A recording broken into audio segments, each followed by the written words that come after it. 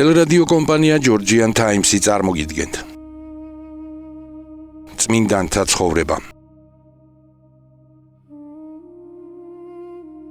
წმინდა მოციქული ანდრია პირველწოდებული. ჩვენი ქვეყნის სულიერი ისტორია და ქრისტიანული რწმენის საძირკველი ერთი უდიდესი მოვლენით იწყება, რომელმაც სამუდამოდ შეცვალა საქართველოს ბედი.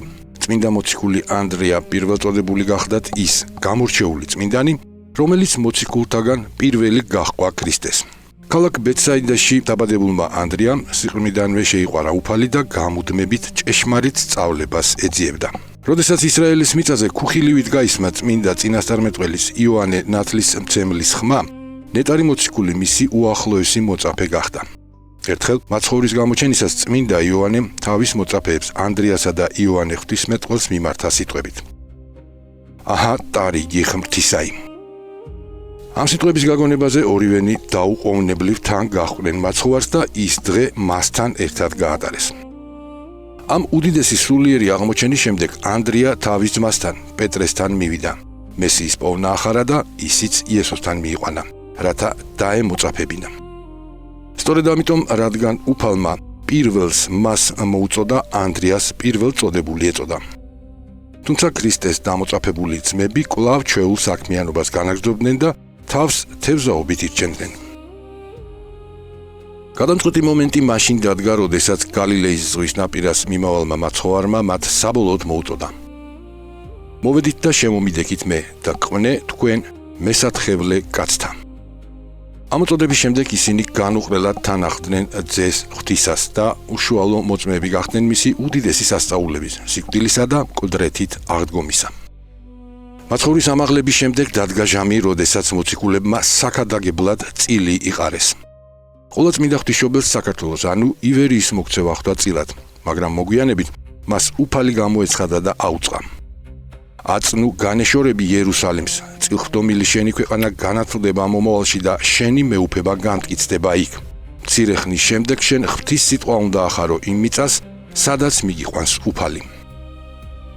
მაშინ ქალწულმა მარიამმა უხმო ანდრია მოციქულს და გადასცა თავისი ხელთუქმნელი ხატი და გააგზავნა საქართველოში საქადაგებლად.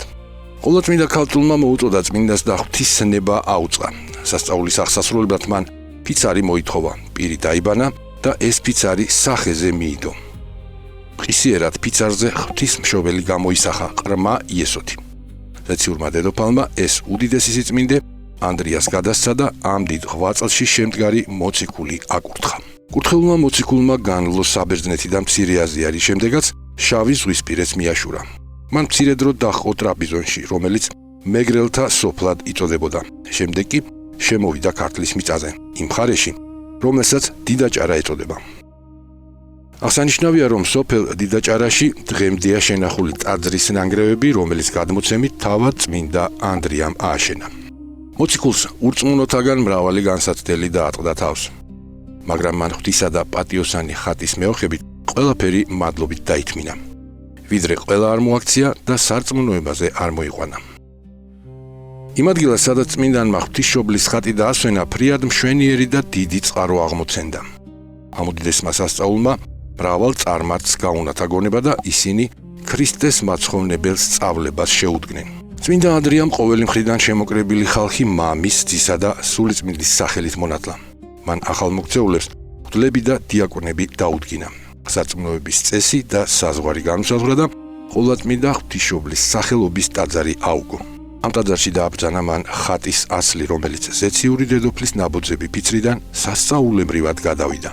ამ საქმეების აღსრულების შემდეგ უფლის რჩეულმა გადაიარა ფერსათის მთა, სადაც ჯვარი აღმართა და სწორედ ამის გამო ამ მთას რკინის ჯვარი ეწოდა. მოციქული მივიდა ბორჯომის ხეობაში, სოფელ აწყურში, რომელიც ადრე სოსანგეთად იწოდებოდა. ამ ხარის გამგებელი იყო ქვრივი დედაკაცი სამძივარი, რომელსაც თავისი ერთადერთი ვაჟი ახლად გარდაცვლილი ჰყავდა. როდესაც მგლოვიარე დედას აცნობეს, რომ გამოჩნდა უცნობ ღმერთზე მლოცველი ადამიანი, მას გულში იმედი ჩაესახა და მოციქული თავისთან იხმო. წმინდა ანდრიამ ლოცვით ქვრივი დედაკაცის ერთადერთი ძე მკვდრეთით აღადგინა. ამ სასწაულით გახარებულმა ქალმა მადლობით ირწმუნა უფალი იესო ქრისტე, შვილთან ერთად მოინათლა და სამცხის მთავრებს წერილები გაუგზავნა, რათა მომხდარი ეცნობებინა და ისინი თავისთან ეხმო. როდესაც მესხებს ეს საკვირველი ამბავი შეესმათ, ყოველი მხრიდან შეიკრიბნენ და უამრავმა ერმა მოიყარა თავი. იქ მოვიდნენ არტემიდასა და აპოლონის საკერპოს მღვდლებიც, რომლებიც მოციქულს შურით აღსილნი დაუპირისპირდნენ და ცილობა დაუწყეს. ერიორად გაიყო. ნაწილი მიიჩნევდა, რომ თაყვანი უნდა ეცათ მისთვის, ვინც ასეთი სასწაული აღასრულა. სხვები კი კვლავ ცრუ ღმერთების, აპოლონისა და არტემიდას ერთგულნი რჩებოდნენ. დავის გადასაჭრელად მხარეებმა გადაწყვიტეს საკერპოში ღვთისმშობლის ხატი შეებრძანებინათ და კარი დაეხშოთ. მაცხოვრის სასოებლებს ქრისტეს მიმართ უნდა ელოცათ, ხოლო კერპსაყურებს თავიანთი ღვთაებების მიმართ, რათა ვისი ღმერთიც ძლევდა, მისთვის ეცათ თაყვანი. დახშულ ტაძართან ცველები დააყენეს. დილით როცა კარი გააღეს, ყველა საკვირველი რა მიხილა. კერპები მიწაზე იყო დამხობილი და ტვერივით შემოსვრილი. ხოლო ყოვლადწმინდა ღვთისმშობლის ხატი მზესავით ბრწყინავდა დიდებითა და პატივით. დარწმუნებულმა წარმართმა მღვდლებმა მოციქულს შენდობას თხოვეს და მთელმა ერმა მასთან ერთად ადიდა ჭეშმარიტი ღმერთი. ანდრიამ აწყურში მოაწყო ეკლესია, ტაძარი ააგო და მცირე ეკვტერში ღვთისმშობლის ხელთუქმნელი ხატი დაასვენა. მესხთან ხურვალე ვედრების მიუხედავად მოციქული განეშორა ახალმოქცეულ სამწყოს და გზა განაგრძო. იყო კლარჯეთში, არტანკოლაში, პართეთსა და სომხეთში. შემდეგ კი იერუსალიმში წავიდა. იერუსალიმიდან იგი კვლავ დაბრუნდა საქართველოში სვიმონ კანანელთან და მატათასთან ერთად.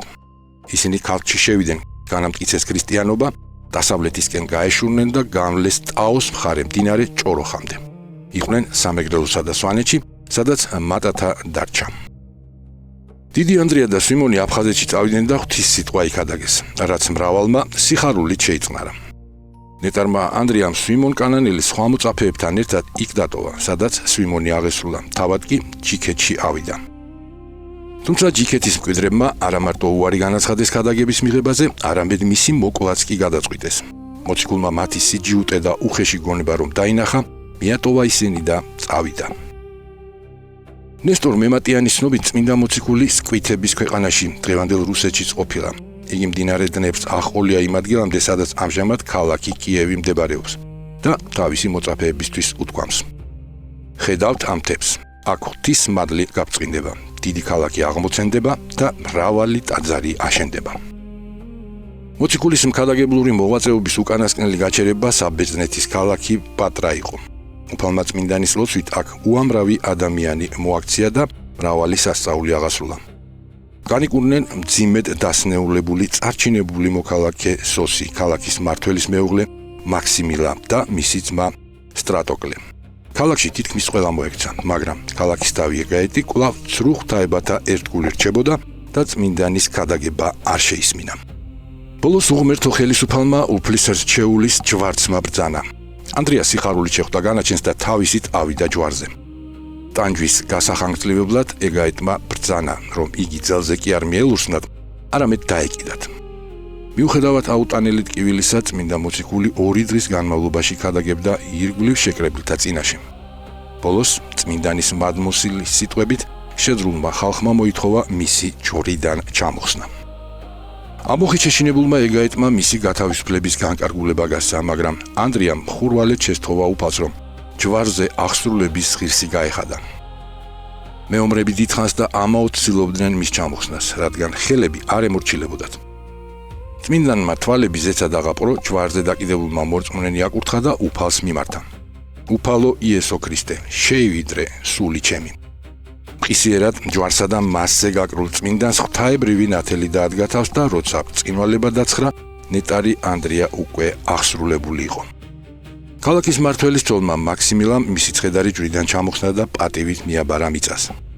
რამდენიმე საუკუნის შემდეგ კონსტანტინე დიდის ზეობისას წმინდა მოციქულის უხრწნელი ნაწილები პატივით გადაასვენეს კონსტანტინეპოლში და წმინდა მოციქულთა ტაძარში დააბრძანეს ლუკა მახარებლისა და ტიმოთე მოციქულის ნაწილთა გვერდით. საქართველოს ეკლესიისთვის ამ უდიდესი მოციქულის ღვაწლი ფასდაუდებელი და მარადიულია. ხშირად ჩვენი ისტორიის ალბედითობის გამო საქართველოს ეკლესიის სამოციქულო წარმომავლობა ეჭქვეშ დგებოდა. წმინდა გიორგი მთაწმინდელის ცხოვრებაში აღწერილია უმნიშვნელოვანესი ეპიზოდი, სადაც იგი ანტიოქიის პატრიარქის წინაშე იცავდა საქართველოს ეკლესიის თვითმყოფადობას შემდეგი სიტყვებით. წმინდაო მეუფეო, შენ იტყვი, თავისამის მოციქულთა ისა პეტრეს საყდარზე ვზიო. ხოლო ჩვენ პირველ წოდებულისა და ძმისა თვისისა წოდებლისა ნაწილნი ვართ და სამწყსონი და მის მიერ მოქცეულნი და განათლებული. და ერთი წმინდათა 12-თა მოციქულთაგანი სვიმეონს ვიტყვი კანანელსა, ქვეყანასა ჩვენსა, დამარხულ არს აფხაზეთს, რომელსა ნიკოფსი ეწოდების. მან ხაზგასმით აღნიშნა, რომ საქართველო ამ მოციქულთა მიერაა განათლებული. არასოდეს მიდრეკილა მწვალებლობისკენ, ყოველგვარ ცრუ სწავლებას გმობს და ამ სამოციქულო საფუძველზე მტკიცედ დგას. დღესაც ყოველი მორწმუნე შესთხოვს ჩვენს შემწესად და მფარველს. წმინდაო მოციქულო, მოციქულთა უპირატეს წოდებულო ანდრია, ევედრე ღმერთსა ჩვენთვის, რათა სოფელსა მშვიდობა მოანიჭოს და სულთა ჩვენთა დიდი წყალობა. საქართველოს მართლმადიდებელი ეკლესია წმინდა ანდრია პირველწოდებულის ხსენებას წელიწადში ორჯერ, 13 დეკემბერს და 12 მაისს აღნიშნავს. ტელერადიო კომპანია Georgian Times-ი გადაცემაზე მუშაობდნენ დამდგმელი რეჟისორი, პროდიუსერი და იდეის ავტორი მალხაზ გულაშვილი. სცენარების ავტორები ნოდარ მელიქიძე და მირზა ცხოიძე. მონტაჟის და ხმის რეჟისორი ნოდარ მელიქიძე. გახმოვანება დავით ხვადაგიანი.